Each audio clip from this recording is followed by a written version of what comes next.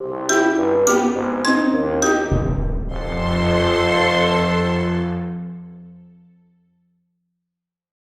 have with us the Lucketeers fifth graders from Bellheath Elementary, and also Hannah Wojo and Josh Ward from What's in Your Backyard. So I'm going to turn it right over to them to get started. So like I said, I'm Hannah Wojo, this is Josh Ward, and we are both in the Wildlife Society at Virginia Tech. It's pretty much aimed at looking at, we're all interested in wildlife, the flora and fauna.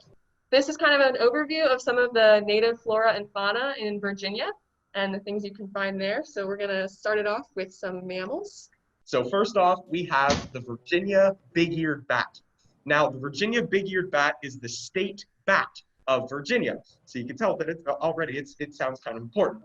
So the fun fact about bats, some of you may know this, is that bats use echolocation to hunt. And that is, they make a really, really high-pitched, tiny little noise that they make. And that noise is so powerful that if it hits a moth or a tiny little insect, it bounces off the insect and then comes back to the bat, and the bat can figure out where the moth is. So that's how all bats hunt. All bats use echolocation with sound to figure out where their prey is. Another really important bit about bats. Bats are crucial to the health of not just their natural environment, but also to the health of our communities, because bats eat a ton of insects. I'm talking like a flock of bats in one night can eat tens of thousands of individual biting flies and mosquitoes. And if we didn't have the bats, you wouldn't be able to really go outside because there would be so many mosquitoes and flies biting you. And a lot of bats are actually endangered right now. So it's really important that we start taking kind of motions to protect them. So the Virginia opossum is it's Virginia and North America's actually only native marsupial. It's immune to the effects of rabies, which is a really interesting fact. I think a lot of people tend to be kind of weary of opossums because they look kind of creepy, but they actually are immune to rabies, and they also help with Lyme disease because they eat ticks. Yeah, one of their favorite foods is ticks. If we didn't have possums, there would be a lot more ticks in our backyards. So like bats, their eating habits are also super helpful for both the environment and ours, like we said, because they eat ticks, and that's really helpful to kind of suppress the spread of Lyme disease in the human population. And they also are renowned for their ability to play dead. So they have this kind of funny adaptation where when they feel threatened, they play dead. And this is helpful because if you think about it, if you play dead, a predator doesn't want to eat. Predators typically are going after live prey. They're not scavengers. They're not like our vultures and things like that, which are looking for dead animals. They're looking for live prey. So if you act dead, a predator no longer wants to even consider you as a meal because they think you're dead. Okay, here we go. These are my personal favorite birds. These are owls. Owls, you guys, of course, you've seen them in books and stuff. They're the famous birds of the night that go hoo-hoo in the middle of the night. Owls are incredibly complex birds. They have some of the neatest adaptations of any bird. So to start off with, you guys, of course, probably know this, owls are nocturnal. They typically are only active at night, especially in the very early morning, and they have excellent eyesight. In fact, the eyesight of owls and other birds of prey, such as hawks and eagles, is about 1,000,000 times stronger than the eyesight of a human being. Now, the other way in which they're so good at hunting is they have lopsided ears. Now, what does that mean? Well, you'll see in the screen here, I decided to add in this photo right here in the kind of top left grouping of the pictures. I've got a diagram of an owl's face. And so if you look at it, I'll point out to it with the cursor. Here is the left ear, and here is the right ear. And both, you can see that one ear is actually higher than the other. They're kind of like this. And so the other adaptation is that an owl's face, it's shaped kind of like a plate. It's shaped almost like a dish. So those two adaptations are the reason they can hear so well. When they turn their head like this, they are getting two different types of sound. So they can pinpoint where an animal is, even if they cannot see it. Even if it's like a mouse that big burrowing under the leaves, they can pinpoint exactly where it is because the shape of their face. Owls are able to rotate their head almost 360 degrees. That is to say, they can rotate it all the way back and all the way forth like that. And that's because they have the bones in their neck are huge, and that allows the blood vessels and the spinal cord in their neck to not be constricted when they spin their head.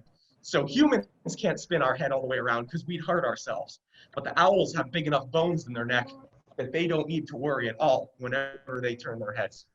And the last really, really neat adaptation of owls is that their feathers are incredibly soft. If you guys are ever at some sort of bird of prey presentation or some sort of like zoo or something like that where they can allow you to touch like a sample feather of an owl, please take that chance because the feathers of an owl are so soft that it makes them more silent in flight. So another bird, if it flies by you, you can hear the flapping, right? And an owl, you cannot hear their wings at all because they are just so silent. So they have all these crazy adaptations that make them able to pinpoint the tiniest little sign of prey. And they also are adapted so that their prey cannot detect them, which is what makes them such effective hunters. Snakes have a lot of adaptations, and one of them tends to be there's an adaptation that I'm sure you guys have learned about called mimicry, and there's a bunch of different types of mimicry. One of them is Batesian, and that's typically when a species will mimic a venomous species. So a non-venomous species will mimic a venomous species. And so in water snakes, like you can see over here, they kind of have a similar, that banding pattern. If you look at the water snake that's on the left, it kind of has that banding pattern. It looks a little bit like the snake on the right, which is the copperhead. And the copperhead is a venomous snake, so animals tend to not go after copperheads. Whereas the water snake, is a perfectly good meal to most animals that are carnivorous. So by mimicking the copperhead, if I'm a predator and I see a water snake that looks a little bit like a copperhead, I'm not even going to bother trying to decide whether or not it's an okay meal to have. I'm just going to go look for something easier because it's not worth it for me to potentially risk my health by eating something that may or may not be venomous when I can eat something that I know for a fact isn't venomous. So hognose snakes have this really cool adaptation where they will also play dead. So if you ever see, they kind of like sandy, dry pine savanna type areas in Virginia. So if you're ever in an area like that in Virginia and you come across one, they will, if they're on their bellies, they'll flop over onto their back and just kind of ride, and they look like they're dead. They just look like a dead snake on the road or something, like a roadkill or something. So this is the eastern tiger swallowtail, and if any of you know, the eastern tiger swallowtail is actually the Virginia state insect. So a really cool thing about the tiger swallowtail and about a lot of swallowtails, so we have one in our region that you can find kind of down here in Virginia called the pipevine swallowtail. And the caterpillar and the adult of this particular species is poisonous. So, a lot of animals don't want to eat it because it's going to mess with them. It, could kill them, or it could really, mess them up for a little bit. So a lot of swallowtails have adapted this morphological trait to mimic, again, this is another example of Batesian mimicry, where they will mimic the pipevine swallowtail. So if you look in the graphic on the left that has the 4 different swallowtails. So those are each a different species of swallowtail that all have kind of adapted their morphological traits to look a little bit like the pipevine. So that again, if a predator sees it, they're not even going to try, like, why bother when I can go find something that's way easier that I know isn't going to hurt me. So continuing with butterflies, this is actually these next 2 photos. I took these both this past weekend in Maryland, where I was visiting my parents for the weekend. So this right here, both images are of the same animal. This is the caterpillar of the spicebush swallowtail, which in the previous slide, the diagram on the left side of the screen, the top right corner, that butterfly, the spicebush swallowtail, this is its caterpillar. And so now the reason this is the power of eye spots. So some butterflies have these when they're adults, and also the caterpillars have these. So if you're looking at the front view of the picture on the left, you see those 2 eye spots, and if you were a predator, you would immediately think those were the eyes of a snake or some other dangerous, aggressive thing that does not want to be eaten. But what's really cool, the actual head of the caterpillar is right there. I'm circling it right there. So the head is kind of facing down into the leaf.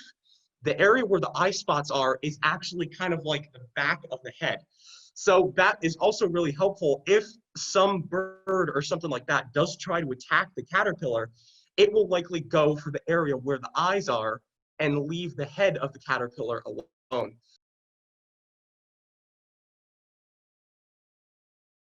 How did those swallowtails get their names? So caterpillars like the spicebush swallowtail caterpillar and the pipevine swallowtail caterpillar get their names because a lot of these caterpillars have very specific host plants. So they will only feed on certain vegetation and certain trees, things like that. How big are a copperhead snake's venom glands? I've got a ruler here just because it's a little bit easier to portray that information this way. So a copperhead's head, the head of the snake itself, is recorded as being roughly 2 to 3 centimeters in length, which is from the end of the ruler to about my thumb. So they're not a very big-headed snake, so it's only about that long. About half of that length is made up of the venom glands on either side of the head. They're located a little farther back, and so since it's around half that length, the length of the venom glands themselves is about 1 to 1.5 centimeters in long, which is about that length. So really I would say if you were to pick one up, it would be maybe a little bit bigger than a raisin. That's how big the venom glands are. They're located on either side of the head, and that is what gives copperheads and a lot of other venomous snakes like rattlesnakes and cottonmouths. If you look at their head from the top down, if you look down on their head, they have a distinctive triangular shaped head because it starts with the snout, the nose, but then it widens towards the back where they store their venom glands. How long do butterflies live? It's super species dependent. Butterflies can live, some of the oldest butterflies can live up to a year. Some butterflies, like our smaller ones, like coppers and hair streaks, our smaller butterflies, can live only a few days. Guys, you were a great class. Thank you so much for being in class today and listening to us.